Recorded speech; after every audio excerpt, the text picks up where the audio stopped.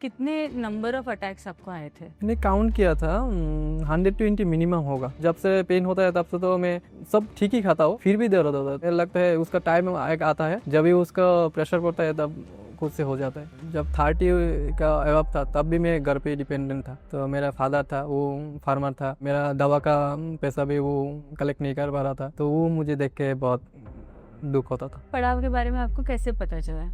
ऐसे जांच कर रहा था कि इसका कोई सॉल्यूशन है क्या। तब बुलंद सर के एक इंटरव्यू में वो उन्होंने बताया था एक दवा उन्होंने बनाया है। तो यहाँ आने के बाद जब टेस्ट किया तब पता चला C19.9 ज़्यादा है। C19.9 जो है पेनक्रियाटिक का एक मार्कर है, तो उससे ज़्यादा होने से अच्छा नहीं है। जब पेन हो रहा था मैं सोच रहा था सबको ठीक है, मेरा इसे पेन क्यों हो रहा है, देखता हो क्या होता है धीरे धीरे। तो ऐसा करके 37 डेज हुक में ही था। भगवान जेटा लेगेছে ওটাই হবে।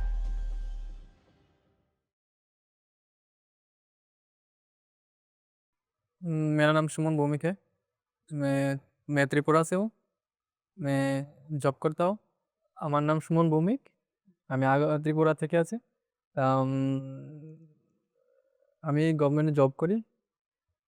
আমার ছোটবেলা থেকেই প্যানক্রিয়াটিসের একটা প্রবলেম ছিল। पहली बार आपको ये पेन कभी हुआ था? बचपन में जैसे आपने बताया था, बचपन से बचपन ये में तो था, तब तो मुझे मालूम नहीं था क्या। तो गैस का भी होता है प्रॉब्लम, हो रहा था, पेन हो रहा था। तो दवा ले लेता ठीक हो जाता। दवा नहीं भी लेता तो भी ठीक हो जाता था। तो वो धीरे धीरे करके ज़्यादा होने लगा। तो पहले जब था तो साल में 2 साल में एक बार आता था। तो वो सब तो सबका होता है, गैस के भी ऐसा हो जाता है। तो मुझे मालूम नहीं किया और कब हुआ वो भी मालूम नहीं। तो मैं सोच रहा कि बचपन से हो सकता होगा, क्योंकि बचपन में पेन था। किससे होगा मुझे मालूम नहीं, लेकिन 2022 में जब जॉब करना शुरू किया उसके बाद पेन हुआ। तब मैं डॉक्टर के पास गया। तब जाके टेस्ट करा के मालूम पड़ा कि मुझे पेनक्रियाटिस हुआ है। तो इसके बाद एलोपैथी ट्रीटमेंट कर रहा था, तो वो ज़्यादा हो रहा था। ज़्यादा होते होते बहुत ज़्यादा हो गया था। तो लास्ट में तो डॉक्टर ने कहा कि आपको दवा लेना पड़ेगा ये सब इस टाइम के लिए। तो मैं दवा लेने के बाद भी पेन हुआ था, तो मैं गूगल में सर्च कर रहा था। तो कहा इसका कंप्लीट सॉल्यूशन है। तो यहाँ का बारे में पता चला यूट्यूब से। तब मैं यहाँ आने का सोचा था। पेन तो बहुत ज़्यादा होता था, पहले बहुत ज़्यादा होता था। इतना ज़्यादा होता था मैं फ्लोर पे लेट के पेट में ऐसे दबा के बैठना पड़ता था, क्योंकि ज़्यादा पेन था। तो 3-4 दिन तो मैं सो भी नहीं सकता था। जब भी पेन होता है 4-5 दिन मिनिमम मैं सो नहीं सकता। बिना सोए रात को जाग के रहता था। तो ऐसा ही करता था जब पेन होता था, तो सहन कर लेता था। तो जब लास्ट में आता था तब जाके वो एडमिट होता था, उसमें आराम मिलता था लगता है। तो इसके बाद से एडमिट होना शुरू किया। कितने नंबर ऑफ अटैक्स आपको आए थे? मैंने काउंट किया था 120 मिनिमम होगा। पहले तो कम कम था। लास्ट में जो होता था साल में एक बार 2 बार करके, वो धीरे धीरे करके 12 बार 15 बार होने लगा था।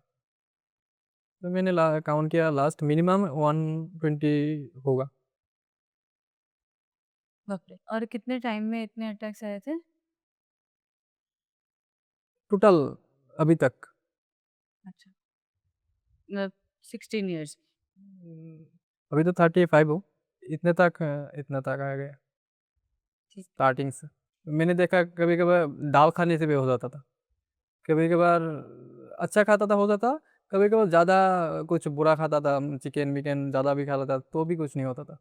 तो मैंने खाने के जब जितना देखा, खाने से ज़्यादा इफेक्ट इसका टाइम होता है। इसका एक टाइम जब होता है तो खुद से ही हो जाता है फिर। तो लास्ट वाले में देखा कि पहले तो क्या होता था, सिर्फ सुबह को पेन आता था। हुँ। ऐसा कभी नहीं हुआ कि दोपहर को, ऐसा खूब कम हुआ है। ज़्यादातर सुबह को होता था। तो अभी क्या होता है, वो टाइम मेंटेनेंस जब भी होना है वो हो जाता है। तो खाने के ठीक है खाना थोड़ा, लेकिन मैं तो सब ठीक ही खाता हूँ। लास्ट जब से पेन होता है तब से तो मैं सब कुछ मान के चल रहा हूँ। फिर भी दर्द होता है तो मुझे लगता है उसका टाइम एक आता है जब भी उसका प्रेशर पड़ता है तब खुद से हो जाता है। सुबह उठने के बाद में अचानक से ज़्यादा पहले ज़्यादा ऐसे था। और आपका करियर कितना अफ़ेक्ट हो रहा था इस सब से? ये बहुत वही सारा माँगने ক্যারিয়ার তো হবেই অনেকটা। কারণ একটা প্রবলেম হলে মাইন্ড তো ওই জায়গাতে আটকে যায়। তখন এটা सामনের दिखे चिंता करते पारे ना, क्योंकि मैं जब 30 का अबव था तब भी मैं घर पे ही डिपेंडेंट था। तो मेरा फादर था, वो फार्मर था, वो भी नहीं कमा पा रहा था। मेरा दवा का पैसा भी वो कलेक्ट नहीं कर पा रहा था। तो वो मुझे देख के बहुत दुःख होता था। पड़ाव के बारे में आपको कैसे पता चला? वो बताओ। ये यूट्यूब से पता चला। यूट्यूब पे क्या देखा था आपने? थोड़ा डिटेल में बताओ। ऐसे चार्ज कर रहा था कि इसका कोई सॉल्यूशन है क्या? तब बुलंद सर के एक इंटरव्यू में वो उन्होंने बताया था कि इसका एक दवा उन्होंने बनाया है। तो वो दवा मैं बहुत साल पहले ही देखा था। तो उसके बाद से मुझे एक होप था, यहाँ पे आने के बाद वो ठीक हो सकता है। लेकिन वो फाइनेंशियल प्रॉब्लम के लिए आ नहीं सकता था। तो इसके लिए वेट कर रहा था। जब जॉब मिला तो उसके बाद लोन लेके आया। जो प्रॉब्लम था सभी बताया। तो वो जो CA 19.9 है, यह आने के बाद पता चला कि वो ज़्यादा है। पहले कभी इसका टेस्ट नहीं हुआ था। हैदराबाद में जब गया था वो ये टेस्ट नहीं दिया था, MRCP किया था, तो ऐसा कुछ नहीं कहा था। तो यहाँ आने के बाद जब टेस्ट किया तब पता चला CA 19.9 ज़्यादा है। CA 19.9 जो है ये पेनक्रियाटिक का एक मार्कर है, तो उससे ज़्यादा होने से अच्छा नहीं है। तो वो पता चला। हुँ। तो या टेस्ट एवरेज लाइफ कितना था? MLS भी ज़्यादा था, मालूम नहीं है, लेकिन 1500 के ऊपर था। जब अटैक आता था वो ज़्यादा हो जाता है। प्रॉब्लम मेरा तो ज़्यादा पेन था, कभी-कभार जब चाहे वो हो जाता था, तब बहुत दिक्कत होता था, हॉस्पिटल में एडमिट रहता था। तो 1 महीने में 2 बार 3 बार अटैक आने से तो बहुत मुश्किल होता है। तो ये मेरा मेन पेन ही था। तो इसके बाद क्या हुआ, अभी वेट लॉस होना शुरू हो गया। तो 1 साल पहले मैंने आया तो ट्रीटमेंट करवाया, थोड़ा इम्प्रूवमेंट हुआ था। लेकिन थोड़ा मजबूरी था, जो गवर्नमेंट जॉब में हूँ, वहाँ जाना पड़ता था। तो जाके जब काम किया तो इसकी वजह से थोड़ा अभी प्रॉब्लम हो रहा है। तो वेट लॉस भी हो रहा है, थोड़ा पेन भी हो रहा था। तो मैं मैम से पूछा कि ऐसा क्यों हो रहा है? तो यहाँ फ़ॉलो-अप के लिए आया हूँ कि सामने आके बात करूँ। और वो मेरा CA 19.9 भी अभी तक पूरा कंप्लीट नॉर्मल नहीं आया है, तो इसके लिए घबराहट हो रहा था। तो मैम से पूछा तो मैम ने कहा कि इसके लिए रेस्ट का बहुत ज़रूरी है। तो मैं गलती कर लिया था पहले मजबूरी में, तो वो रेस्ट के लिए बोल रहा था। उन्होंने तो बताया कि ठीक है, ऐसा हुआ है, आ जाओ, ठीक हो जाओगे। ऐसे बहुत पहले भी ऐसा आया है, वो ठीक हो गया। तो वो सुन के थोड़ा लगा हाँ ठीक है, ट्रीटमेंट करवाता हूँ। तो करने के बाद तो CA 19 पॉइंट कम हुआ, कहा ना नहीं पूरा नॉर्मल नहीं आया अभी तक। जब यहाँ पे आया था तब तो बहुत ज़्यादा था, पेन हॉस्पिटल में एडमिट था, तब यहाँ पे बात किया आने के लिए, तब कहा आ जाओ, तो पेन लेके आया था। तो व्हीलचेयर पे था, 21 के दिन दिन की वजह से 37 डेज़ रहना पड़ता, क्योंकि वो पेन 3 बार अटैक आ गया था यहाँ आने के बाद भी। तो तीनों बार सलाइन लगाना पड़ा, ड्रिप। तो पेन किलर एक-एक करके 3 बार दिया था। तो उसके बाद जब ख़त्म हो गया तो पेन जब पूरा रुक गया, नहीं आ रहा, इसके बाद 37 डेज़ के बाद ही मुझे डिस्चार्ज किया है। नॉर्मल लोगों को तो 21 डे लगता था, तो मेरा ज़्यादा था इसलिए 37 डेज़ रखा। जब पेन हो रहा था मैं सोच रहा था सबको ठीक है, मेरा ही सिर्फ़ पेन क्यों हो रहा है? तो मैं ऐसे लेकिन होप था, देखता हूँ क्या होता है धीरे-धीरे। तो ऐसा करके 37 डेज़ होप में ही था। तो जाने के बाद घर में 3-4 महीने बाद 45 हो गया था। तो उसके बाद फिर से प्रॉब्लम होके अभी 38 आ गया। तो जब भी वो 3-4 महीने के बारे में थोड़ा-सा बताओ कि आपने क्या-क्या चीज़ें सही से की? ऑफ़िस जाने के अलावा मैं सभी सही किया था। सिर्फ़ यही नहीं कर पाया, मजबूरी था इसलिए। मेरा नया-नया जॉब था, हार्ड वर्क नहीं किया, किंतु मेंटल तो प्रेशर पड़ता ही है। ऑफ़िस में जाके आप बैठे हो, बैठे भी इसका इम्पैक्ट पड़ता है, अगर ज़्यादातर बैठे रहे हो। तो मैं ट्राई किया था थोड़ा कम स्ट्रेस लेने की, जितना मेरा पॉसिबल हुआ मैं किया। अगर किसी को हुआ है पेनक्रियाटाइटिस, तो उसको पड़ाव में आना चाहिए। क्यों आना चाहिए? उसको अगर कोई डाउट है तो पहले एलोपैथी डॉक्टर को दिखा के भी आ सकते हैं। मुझे नहीं लगता है कि वो लोग कहेंगे कि इसका ट्रीटमेंट वो करेगा। और इसके अलावा भी यहाँ पे जो लोग आया है उससे भी बात कर सकते हैं कि वो लोग ऐसा ही है, सब जगह जाके ही आता है यहाँ। क्योंकि पहले तो आयुर्वेदिक में किसी को ट्रस्ट भी नहीं होता है। तो मुझे लगता है जो भी यहाँ का मैसेज पढ़ेगा देखेगा वो पहले एलोपैथी में जा चुका होगा, क्योंकि जाने के बाद ही से जब वहाँ से नहीं होता है तभी इंटरनेट पे सर्च करता है कहाँ इसका इलाज होगा। एलोपैथी में तो इसका इलाज बताता ही नहीं, तभी जाके सब चार्ज करता है जे और कोई इलाज है क्या, परमानेंट इलाज। क्या आपको लगता है कि पैनक्रेटाइटिस मतलब एंड ऑफ लाइफ है? हम्म, मैंने ऐसे सोचा नहीं कभी।